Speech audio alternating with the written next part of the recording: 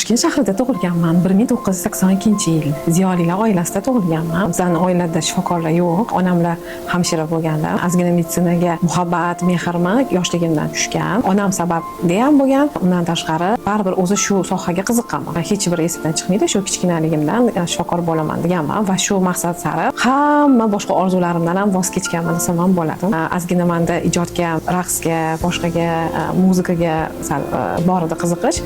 Lekin o'zimga yetganman, stop, shifokor bo'lish uchun. Balki uni ham olib ketardim, kim biladi. Lekin bizning oilada shunaqa narsa tarbiya edi. O'sha maqsad qo'ydingmi, shu maqsad sari ketishing kerak va boshqa narsaga chalg'ishing kerak emas. Shuning uchun ham shifokorlikni tanlashda boshqa hech narsaga o'zimni chalg'itmasdan shu narsaga bordim. 2000-yilda Toshkent tibbiyot institutiga kirganman. Birinchi yili kira olmaganman.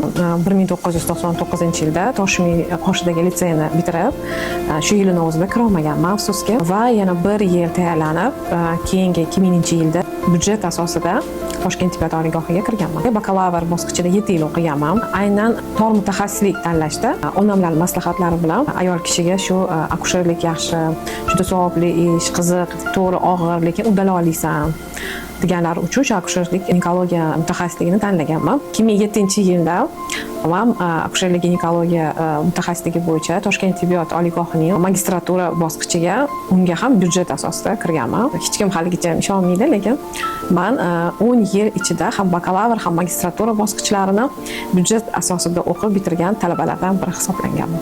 Hamma ilk akusherlik ginekologiya bo'yicha bosqichlarim 4-shahar klinik shifoxonasida o'tgan. Tungi navbatchiliklar turganman. Magistraturani bitirishim bilan men ishga kirganman va hech qiynalmaganman.